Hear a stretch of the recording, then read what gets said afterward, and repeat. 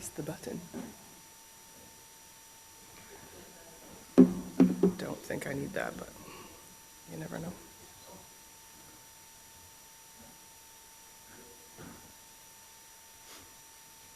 Are you good to go, Mr. Muller? Yeah, you're good. You're good? You don't need me? That's all. All right. Okay. Good afternoon, everyone. Sorry for the short delay there. We don't have internet access this afternoon, so we're scrambling a bit, but we'll get it together. Welcome to the MIPI Information Center session, supporting the implementation of the third year of the MIPI for the school year of 2016. Erin, if you can, thank you. The MIPI in its third year of implementation has been through the hands of many people, so just to make a few acknowledgements. Mr. Ron McNeil is with us this afternoon, and he'll be up shortly giving more information in terms of the background of the MIPI and the purpose. So Ron's been involved since the beginning, organizing and communicating within the district and externally outside of the district as well. So that also acknowledges that today's session is being live streamed. So for those of you who are either at your school site or external to our district, the live stream video will be provided as a resource on the MIPI website, and it'll be left there throughout the year so that other people can gather this information. The TIPS team, so Erin Muller, who you'll also hear from in just a few minutes here, and Will Rice, who's up at the back there, have been instrumental in both editing and maintaining the MIPI site and the MIPI resources. So everything you see there was created by them, and so we'd like to acknowledge their efforts in the ongoing creation of the MIPI. This afternoon we have with us the numeracy consultants, who you'll hear from just in a little while. So we have Alicia Pinter, Amanda Forrester, and Carolyn Matthews. Oh, thank you. It's changed. And so they have been involved in sifting through the feedback that was provided from the last two administrations in order to improve the MIPI, making the edits and changes as things go along, adding their expertise as we go. And then the student assessment team, Greg McNulty, where did he get to? There he is up at the back, and myself, Blythe Evans, are now charged with organizing and communicating out to the district to support the administration, the data collection, and the ongoing edits that will happen throughout the year to improve the MIPI. There are some changes to highlight for the 2016 administration. So last year, the grade 10 MIPI was a pilot that was taken on by one school. This year, the grade 10 administration is going district-wide. So we'll go into details about that and what that looks like. There's some site-based decisions to be made in terms of implementation. And we also have a change in the data collection. Previously, it was just done within the school site, and now it will be done via Power Teacher and Power School. So we'll be collecting district-wide data, including raw scores and grade levels that have been written, and that data will eventually become part of the internal dashboard. So we'll go into details of what that's going to look like for your school sites. And so the agenda for this afternoon's session, Ron is going to come up and give us an overview of the MIPI. Then Erin will give us the administration details, so you know exactly what to do at your school site in order to make this run seamlessly. I'll be back up giving the details about the data entry through Power School and Power Teacher. We'll hear from our numeracy consultants in terms of intervention supports that will be coming in the future. And then we'll have a chance at the end for questions that arise throughout. So if you can just gather your questions, and then you'll have a chance at the end to answer any questions that may not have been answered throughout the session. And with that, I'd like to welcome Mr. Ron McNeil. Well, thank you, Blythe. It's a pleasure to be here this afternoon and to talk about the history of the MIPI. To talk about the history of the MIPI sometimes will bring you to the point that, well, a historian needs to do that. And sometimes being referred to as a historian of the MIPI is a good thing and a bad thing. The good news is that someone actually thinks you know something about this topic. That's a good thing. The bad thing is that you usually are much older if you're going to be the historian. Historians are not normally in their 20s. So I am not in my 20s, so I'm going to talk a little bit about the history of the MIPI and how it came to be, and talk about the purpose and goals as we go forward.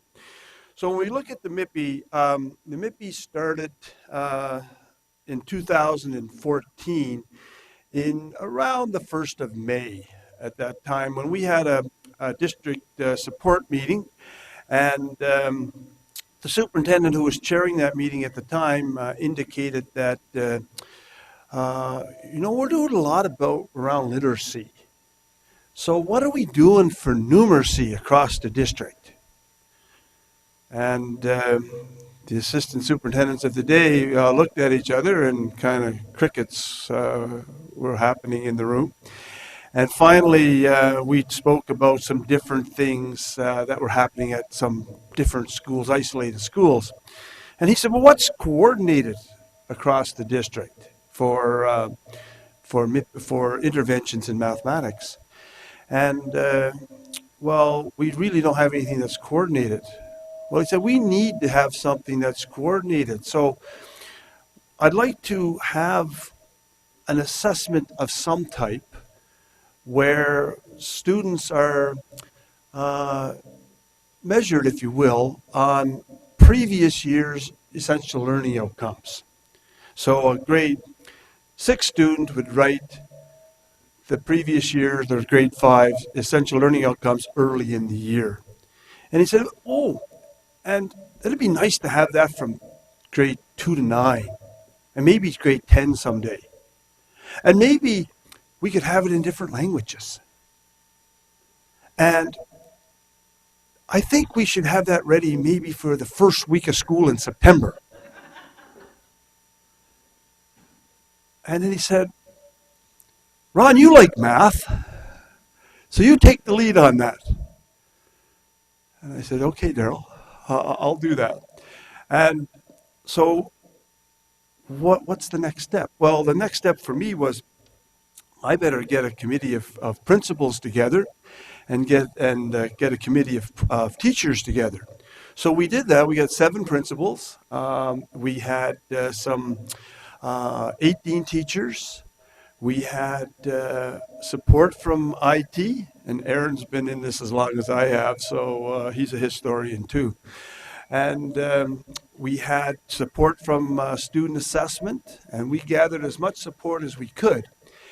And we had what we called the 3 days in August, when we not only identified essential learning outcomes, but we also started building the instruments. And then we had the coordination of, once we built the instrument, how did we format it with IT and then get it to ISLE, the second languages department, to start getting it prepped in French and German and Mandarin and Spanish. So, and to get it ready by the first week in school. Well, we didn't make it. It was the second week that we had it ready for. So we didn't actually make the first week, we had it ready for the second week. But the MIPI, or the math instrument intervention programming instrument, basically is used to determine which students may require, and the key word there is may require, an intervention. And at that time, we picked a number out of the air, and we picked the number 60, or 60%. If a student achieved less than 60% success on the instrument, they may need an intervention. But the MIPI is just one measure. The most important measure is still the teacher awarded mark. The teacher from the previous year, the grade 5 year, would know more about the student than we could gather from the MIPI instrument being delivered in September. So the MIPI was one piece of the puzzle. The MIPI is not a diagnostic instrument. It is not. It does not have the piloting and the programming to allow that to happen. it's not the end all. It's designed for grades 2 to 10 with grade level of the MIPI based on the ELOs of the previous grade, as I said. So a lot of people here at the grade 10 level, so the grade 10 MIPI will provide you information on student learning from the grade 9 essential learning outcomes. And they'll give you that information early in the year. As I mentioned, it comes in several languages, and it's designed to be written in one class period, depending upon the age or grade of the child. So if a child was in grade 2 or grade 3, the instrument is designed for no longer than 20, 25 minutes. If you're in junior high, it's around 30, 35 minutes. And if you're senior high, it's around 50 minutes. But you should be able to have the instrument completed in one class period. And we did that to make sure that it didn't look like it was just add-on work to teachers. Because if it's add-on work to teachers, it's not going to be received very well. And with Ron sitting on the C2 committee for the district, I probably would have heard about it in C2 when we met with the ATA. The MIPI has evolved quite a bit in the last couple of years. It was designed by Edmonton public teachers and staff. But over the last 2 years, in our MIPI meetings that we had to look at the survey results that we get from the MIPI each year from teachers and to make improvements, we've had 10 or 12 other districts from around the province come to our meetings, teachers sitting with our teachers in order to provide us support. So it's evolved into something beyond Edmonton Public. Edmonton Catholic sat down with us.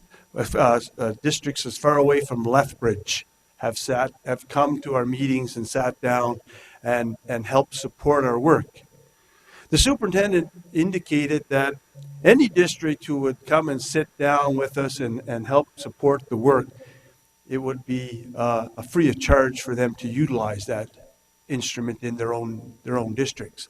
So they have access to the instrument, and they also would now be sitting with teachers in their own district, making improvements on where they felt that they could enhance the instrument as well. And hopefully, if they're doing that, they provide us with that information as well. But I want to finish by just talking about the goals of the MIPI. The MIPI has 3 main goals. The first one is to inform teacher practice. So when a student writes the instrument and each of the essential learning outcomes is being addressed in some of the questions, they know which questions and which essential learning outcomes a student may be struggling with and that they may want to pursue. And Aaron will talk a little bit more on how the instrument can be broken down so that you can identify by class how well students did on the certain essential learning outcome from the previous year, or by individual student on how well they did on an essential learning outcome the previous year. The second goal, as I indicated earlier, was to provide information which was timely to identify students requiring interventions right from early in September on. The instrument, if you chose to, you can write it at different times of the year. You could write the instrument in September, but you could also do an interim measure and do it again in January if you chose to, okay, to see if the student is progressing. And the final, and what I believe is the most important of the goals of the MIPI, is that we wanted it to start, not finish, to start the conversations about mathematics in our schools. We want people talking about mathematics.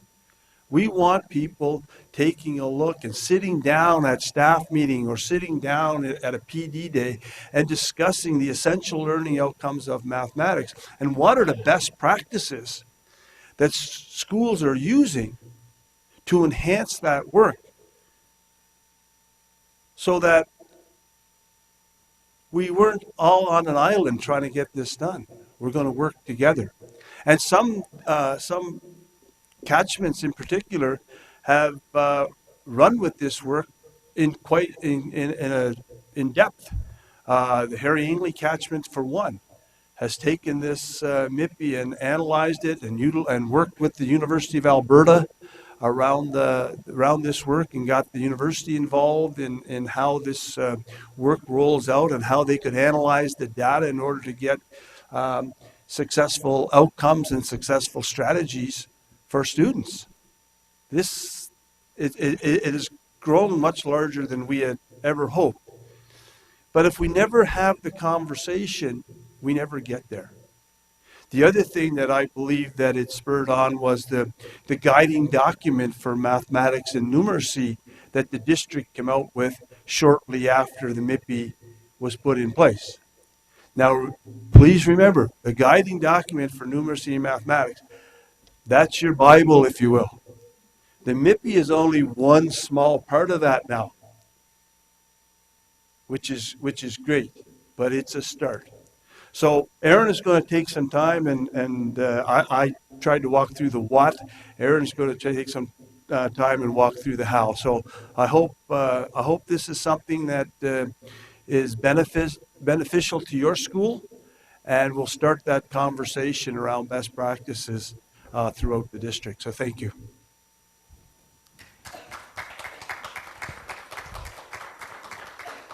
Okay, you guys can hear me? Good. Okay, so what I'm going to basically do is review the MIPI site and how you would access the information and download it. So basically everything that you need to know about the MIPI is all contained on this site. This site was shared in the Need to Know News item, and I believe all principals received it directly from their associate superintendents last week. So if you're a principal, you've got that email, or you're going to delegate it to someone in your school to get to this site. This site is open to everyone in the district, but we're trying to keep it contained just to those responsible for the MIPI, just because the material does get upgraded every year, and sometimes when there's changes, we want to make sure the people that are accessing it know generally what they're doing. So bookmark this, save this, do whatever you need to do, but this is sort of your golden ticket to everything. So first thing is if you're new to the MIPI or if this is a new responsibility to you, I would emphasize or reinforce to click on the step-by-step guide here, which basically is a step-by-step guide explaining what the MIPI is again, some of the sort of rules and regulations about calculator use or no calculator use or what supports are in there. And I know the numeracy and assessment consultants will deal with some of those if the Q&A comes up. So again, I would encourage you to review this just as an information piece. There's also a guide about it, so the time limits that Ron had expressed, the GLP, so what MIPI would you write? Because generally, especially as the grades go up, there's a realistic chance that a grade 8 class might have 5 different MIPIs being written within the class because it's based on the student's GLP, not the grade that they're in. So again, that's all reviewed here in the site. So once you've reviewed those two pieces, basically you're going to plan your implementation. So again, someone should be leading this work at your school. There's some best practice ideas on the left-hand side about how you could possibly do this. So some people just send out these links to their teachers through email. Some post them on internal sites. Some have even built their own sites just to temporarily deal with this. That's a site-based decision, but you can contact our team or check out the site for other ideas. But really, all that needs to happen is the students just need to have a link. How that's shared, if it's Google Classroom or an email, even written on the smartboard or Epson board, whatever you choose, you will decide. And then basically you're going to go through this and decide, okay, how are we going to implement the MIPI? And so the MIPI is provided in 2 formats. It's provided in a PDF version and also a digital version. By no means does the whole school have to do it one way or the other way, and by no means does a class just have to do it one way or the other way. Over time, many people have found a combination of both the digital version to take advantage of some of the automated marking and the ability to do analytics later was advantageous, but wanted to have the paper copy to give the student a chance to show work or analyze work or go deeper on that. So again, it's up to you about how you do it. But remember, you are responsible at the end of the day to mark the MIPI. So if you're doing it with the PDF version, that's going to be a manual mark, and the keys are provided and things like that. Whereas if you're doing it digitally, and you follow some quick videos, you can take advantage of some scripts in Google which will automatically mark the MIPI for you as well. And so I'm going to briefly touch on that today. The videos that are on the site will support that a bunch. So everything in gray is going to have a background letting you know this is the digital side of things. Everything in white on the site is letting you know that it's the PDF version. So again, you'd go on the site and start collecting the materials ahead of time. So the site is open now. I know some of you were probably trying to hit this up. I can recognize some of you. We had to do some maintenance on it last couple of days. So let's pretend that I need to get some grade 4 materials. And so I click on the grade 4. So this is the grade 4 MIPI here. And as you can see, everything in gray again is the digital side, and the white is the English side. All the keys are down here on the PDF version, and the keys are only available in English. So just a heads up on that. So if you wanted to get the key or see it, either you might be copying these and downloading them and handing them out to your school, or the teachers might be doing this directly. And you're going to have to forgive us today. We're running off of our phones, so some of the stuff loading is going to take a lot longer than normal. So here's the key. And so above each question, you can see that they've got essential learning outcome. Is that the right term? Sure. And then the questions there. And also added at the very end is like a cheat sheet at the very end where it's loading very slowly, sorry. You're going to have to trust me on it. At the very end of the page, every question's there with the answers, so the teachers don't have to be flipping back and forth. You can just look at the question sheet and mark it, and off you go. Some schools have even taken this and taken advantage of their Remarks software or their bubble grade software and done it that way as well. And if you want to do that, especially at the high school level, because I know there's more high schools in here today, feel free. If you want to do that to record it, it's up to you to get that information. So basically your responsibility if you're doing this was just simply, download this to your computer, print it off on your printers, and off you go. Or just make sure that your teachers have access to the keys. In terms of the other PDFs here, basically you choose what you need. So whether it's a French, Spanish, Chinese, or German, and just simply click on it. And this is just a file that's sitting in Google, and your responsibility would be to simply click on the download button and download it to your computer, and then you have your own copy with it. If you want to rename it or do whatever you can, but then you just basically print it off and give it to the students and giddy up. So that's the digital version. So again, you would click on any of the ones that you need here, print them off, and go. So the PDF is pretty basic. The digital gets a little more complicated, but it's still pretty basic. You're just clicking on a couple of buttons. So again, just to review, the PDF ones, you're going to be responsible for manually marking it and having the paper in front of you. The digital ones, what you're going to basically be creating is a Google form. And you don't need to have any background knowledge about Google Forms or basically even how to manipulate or change them. You're basically going to just click on a button, which is going to go to a template gallery and spawn off for you your very own copy. The only thing that you basically would need to do is change the name of it from the current name to whatever. So again, let's pretend that I'm responsible for my school. I need to download the grade 4 digital version. I click on the grade 4 English one just for today.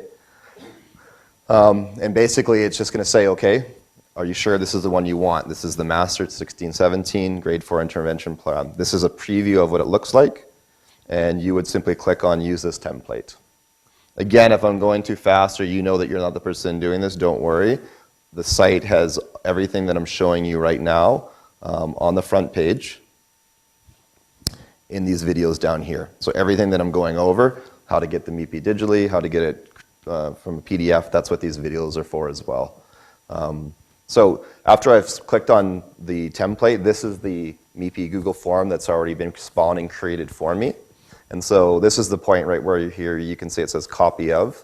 I would encourage you there just to click on it, remove the copy of, and put your school name there or your DU, something like that. I would encourage you to keep the 1617 because these files are the same name, and for some versions it's actually even the same digital copy from year to year that we're just modifying. And so that would get a little confusing in your Google Drive if you didn't have them labeled. So I would suggest you just put the school name on or the DU. So I'm just going to put some fake numbers here. Since we started this 2 years ago, Google has gone to a new Google form. It's a more pleasant-looking form. That being said, these were created on the old form. Every teacher in the district is going to be prompted saying, hey, try the new forms. You don't want to click on that. And it's not like a disaster. It's still going to work, but some of the alignment and the formatting will be lost. So it's not going to look as pretty as Will and I tried to make them look for you. It is, again, emphasized everywhere on the site as well, right up here saying, do not, it's even bolded, do not convert, but it's not the end of the world if you do. You can even say, I want to go back to the old forms, and there's a video there that supports that as well. So basically, the intervention, the math Google form is here. This is now your very own Google form private to your school. If you want to modify or change parts of this, the only areas that we are telling you that you're allowed to change are the first page. So for instance, some of the feedback we received was that in the grade 7 class, the student who's writing the grade 4 MIPI, it's right in their face on their screen or on the document. So if you can keep track of these without having it, some schools went in and said, I don't want to call it grade 4. I'm going to keep track of it in my old head so that student doesn't feel that other students are looking at him or her going, you know, we're in grade 8, why are you writing the grade 4 one? That does take more work, but just to know that you have that ability. And then the students basically go through this form. The reason why there's this class code is that this is what Ron was talking about in terms of if you're at a school where you have multiple grades writing it and you want to keep track of the teachers, you could put teachers' names in here so that it says what room are you in or which block or which class, or you as a school can just decide, okay, Mr. Muller, your class code A, Mr. McNeil, your class code B, and go forward. This is more for you doing it in the analytics to break it down. If you don't know the kids' class codes, then you're not going to be able to break them up automatically. You're going to have to do it manually to put them into their different groupings. So when the Google form is basically copied and you've renamed it, don't go and change anything else. Everything's set up for you. Especially don't touch this area here. This is actually good. I forgot to, in my notes to write this. But some people, by mistake, obviously have unchecked automatically collect the user's name.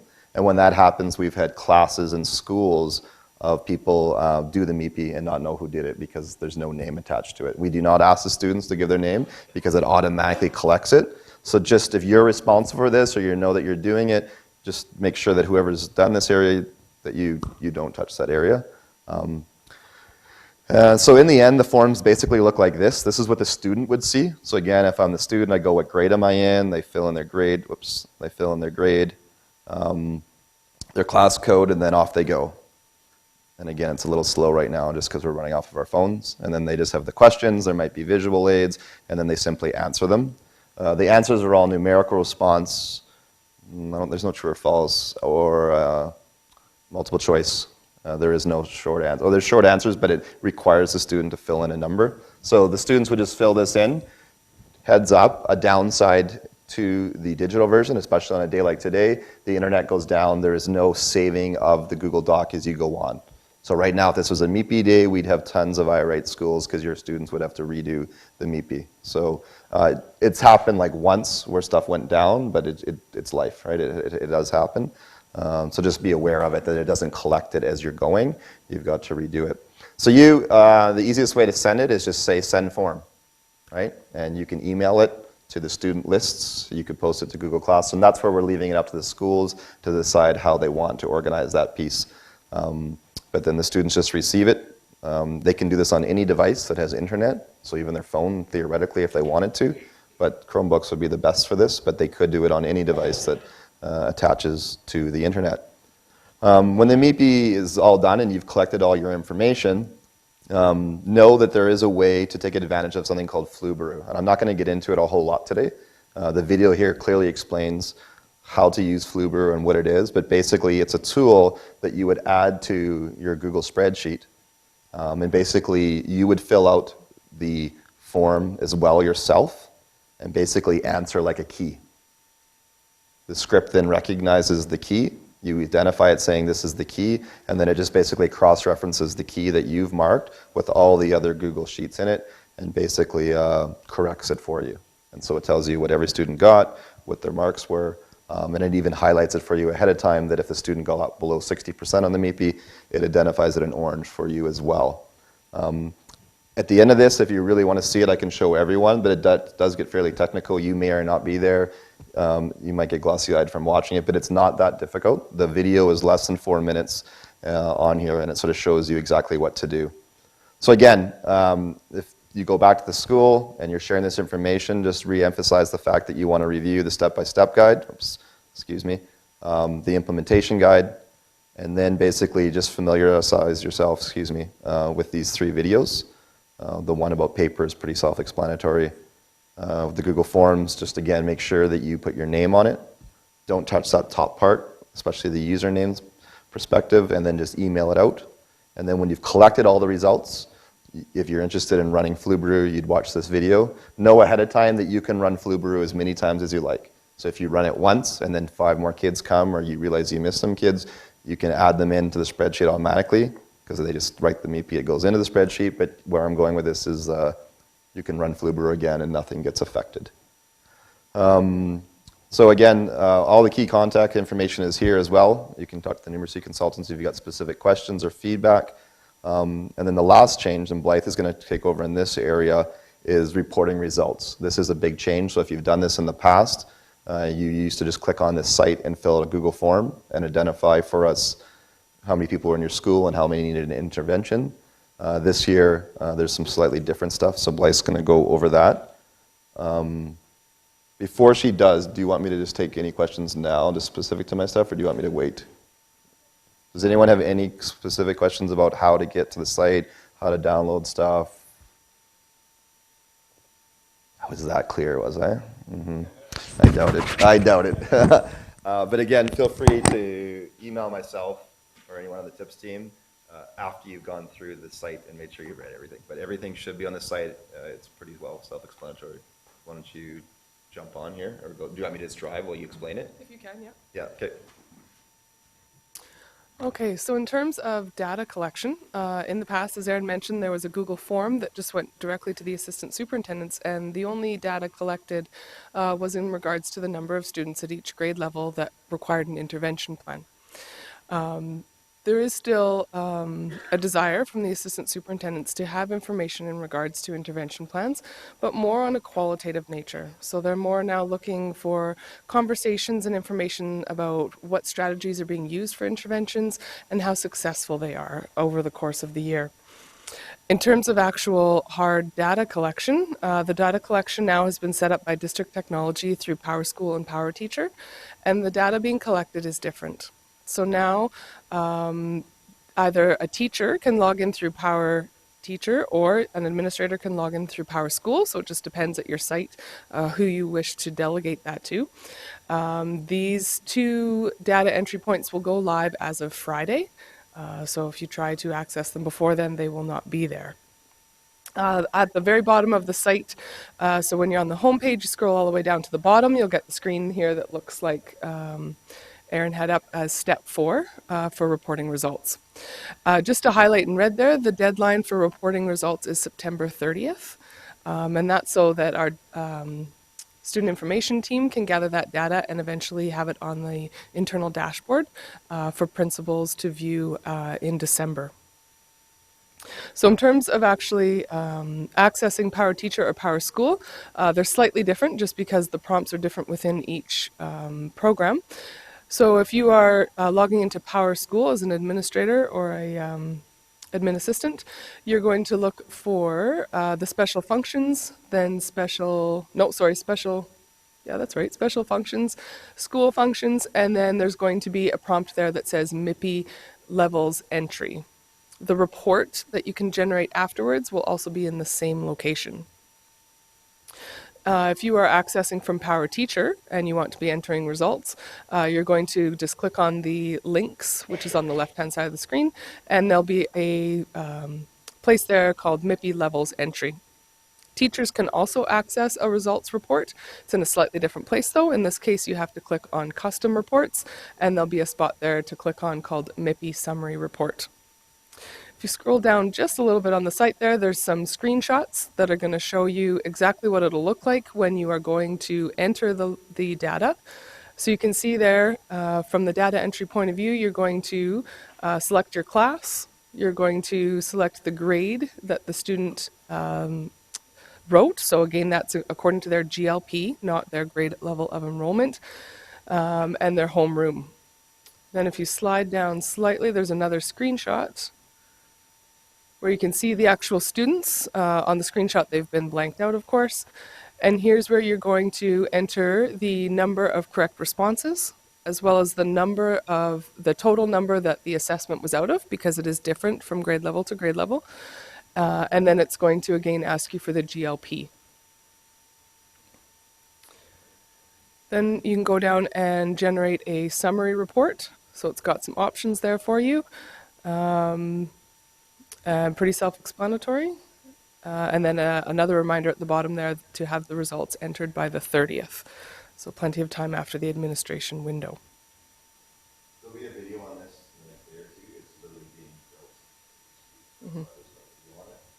And I think my understanding too is it's very similar to the HLAT stuff. So Very similar to HLAT or the district-wide focus on reading data entry points. Any specific questions about the data entry at this point?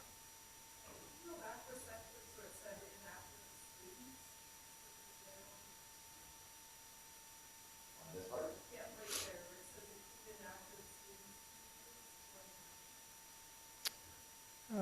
That is a very good question. this part here. This one? Including active students. I couldn't tell you what it. I don't know.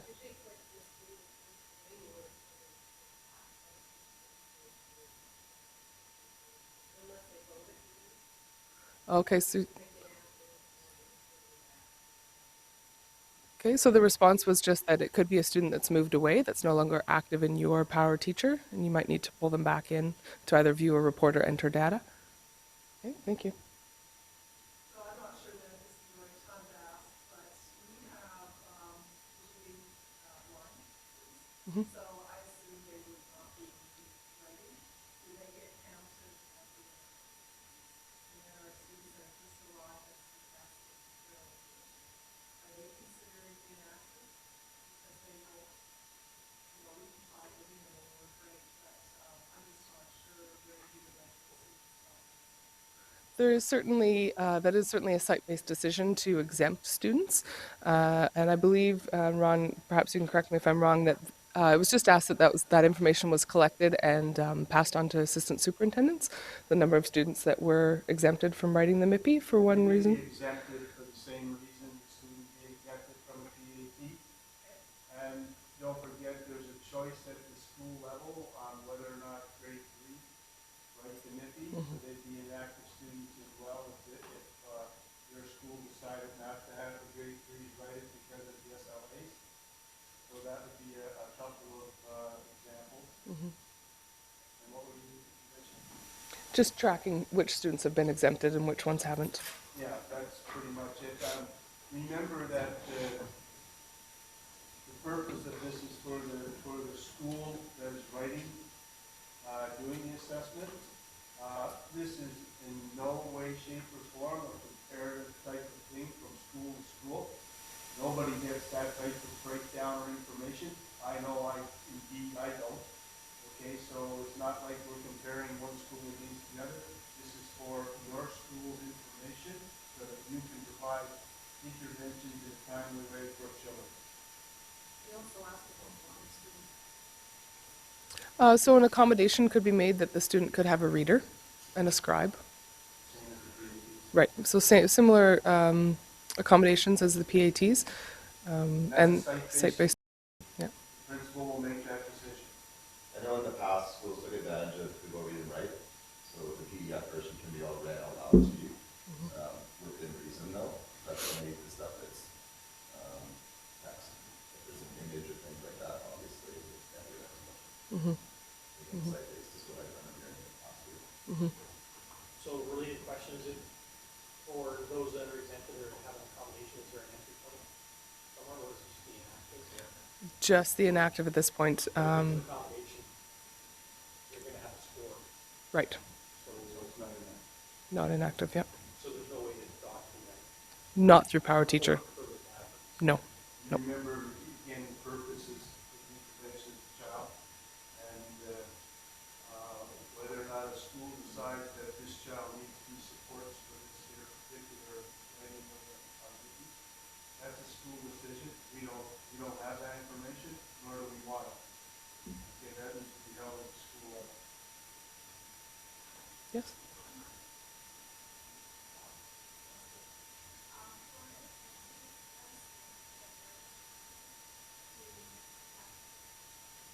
Yes.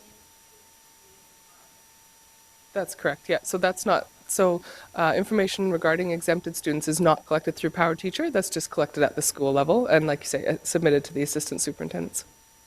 And then after you for any power teacher or power school, is it automatically No. No. Good question. No, there's no connection at this point between school zone and the Power School collected data. Okay. Any other questions regarding the data entry system? Okay. There'll be an opportunity at the end to ask further questions as well. So at this point, I'd like to invite up Amanda Forster and Alicia Pinter to provide information from the numeracy consultants regarding intervention supports. Good afternoon, everybody.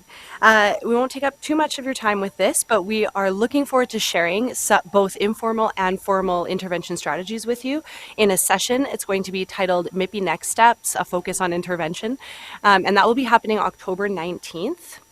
Information covered will include interpreting your data results, in-class supports, accessing helpful resources, and we'll be looking at how to interpret or include this in your numeracy action plan as a school decision. More information is going to be given out to you shortly in the Need to Know News. Need to Know News. That's the one. We're going to leave the stuff out of it. And it'll be uploaded on the Professional Development Resource System as well, or registration system, pardon me. You can also find updates in our Google Plus numeracy community as well as the district numeracy website. Okay, and also we would like to take some time to highlight some of the sessions that are currently available for registration through the Professional Development Registration System, the PDR. So right now we have Numeracy Foundations for Elementary, which we also did in the summer as Divisions 1 through 4 in summer institutes. Guided Math is available for Divisions 1 right through to Division 3. Creating collaborative centers and writing in the math class. There's also a lot more sessions in the PDR, so take a look at the PDR. There's a lot of math and numeracy supports that our department is offering. And our curriculum and resource support team has 4 numeracy focused consultants now. Yay, which is good, okay? And to support your schools and the catchments.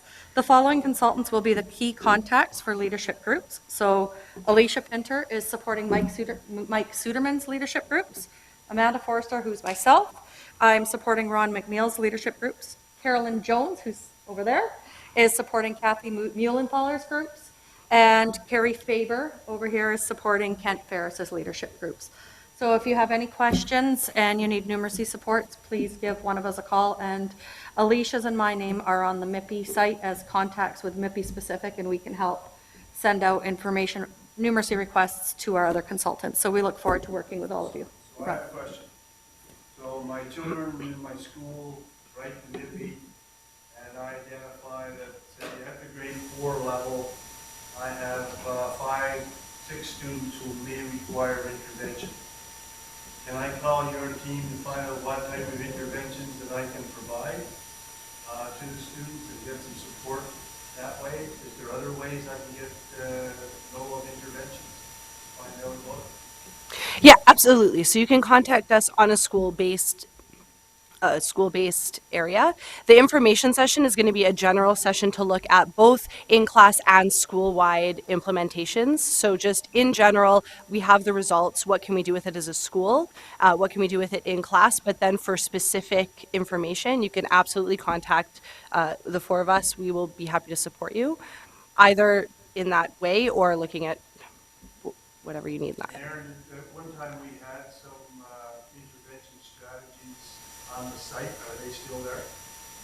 We use most of them because they're created. I think Yeah, we will be updating them, and that part of the information session. We'll have a prepared list for you there, and then we'll explain where that's housed, and that'll be updated as well. Even if you can't attend the session, we'll be sending out updates through those various communication forms. And also on the Curriculum and Resource Support website through our numeracy website, the Harry Ainley Catchment Group did a big project on support for MIPI, and they've given access to the whole district for the supports with interventions on there as well. And as we get more information, we post to the website as well. Okay, thank you.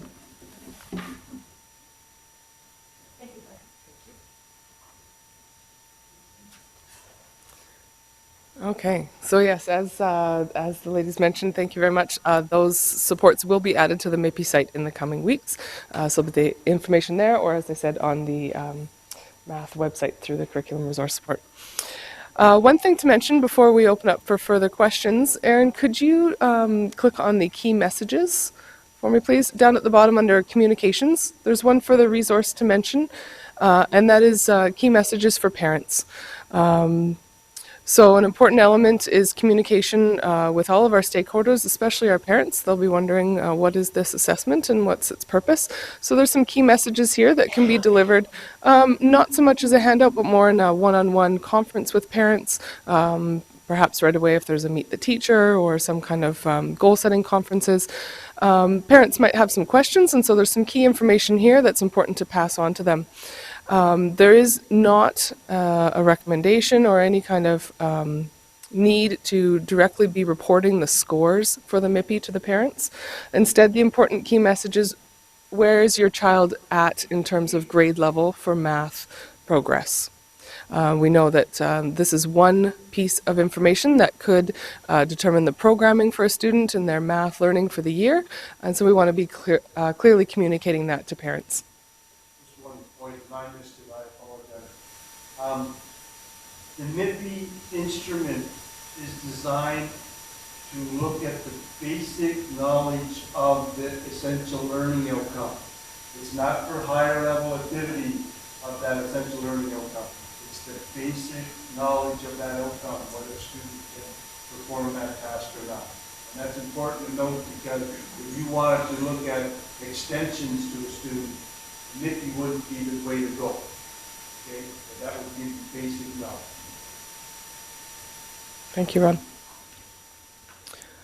A couple other things to highlight. Erin, if you could click on the implementation guide for me. Just to highlight some further information in regards to the grade 10 administration. For those of you at the high school level, there's a few site-based decisions that need to be made. In terms of who writes the grade 10 MIPI, there's some decisions to be made as to whether it's just the 10C students or whether it's the -3 students or the K&E students. That is a site-based decision that can be made by the administration of that school, what is most beneficial to the students. There's also a decision to be made in terms of when the grade 10 students write the MIPI. You can have all grade 10 students write it early in September, or if they don't have a math course until second semester, then there's also an option to write the grade 10 MIPI early in second semester, in which case the data collection deadline for second semester is February 24th. So again, those are both site-based decisions in terms of the grade 10 administration. And that's all outlined in the implementation guide. So I believe that's all the information that we have to share in general. If there's any further questions that you'd like to ask, now is the time, and then we will adjourn. Yes, go ahead. Questions to Ron. Last year, Darryl supported athletics with the district, or I guess a equity fund / pullback. Is there any discussion? People are what's the feeling about that? Thanks, Dennis.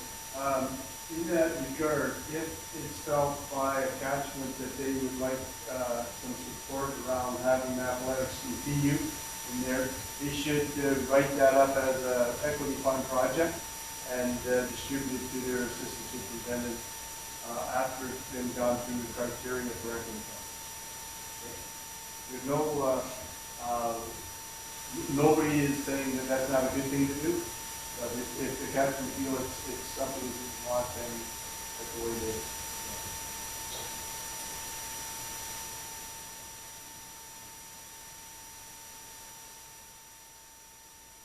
Any further questions? Could be technical questions for Aaron or questions for our numeracy consultants.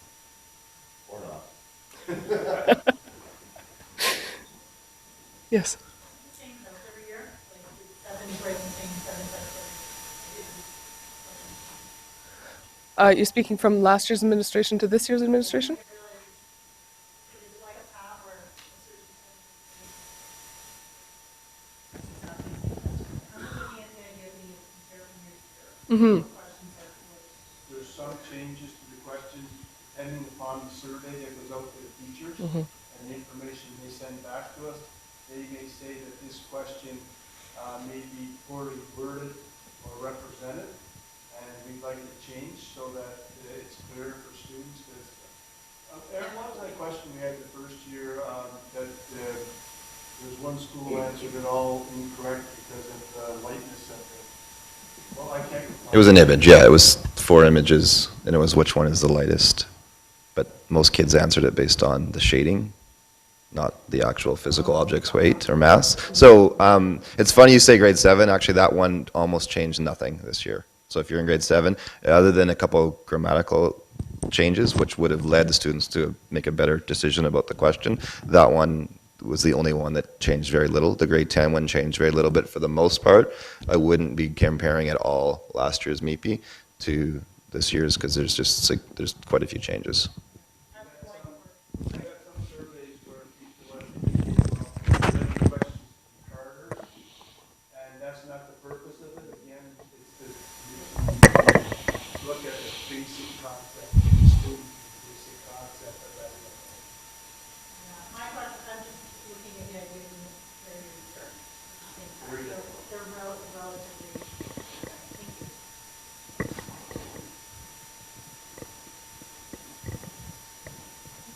All right. Okay, I think we'll wrap up today's session then. As I mentioned before, the live stream will be up on the site soon. I can't give a date as to when, but you're certainly welcome to access those resources. If you have any further questions, feel free to contact myself, Blythe Evans, in Student Assessment, and I can certainly direct you to the person you need to contact. Thank you.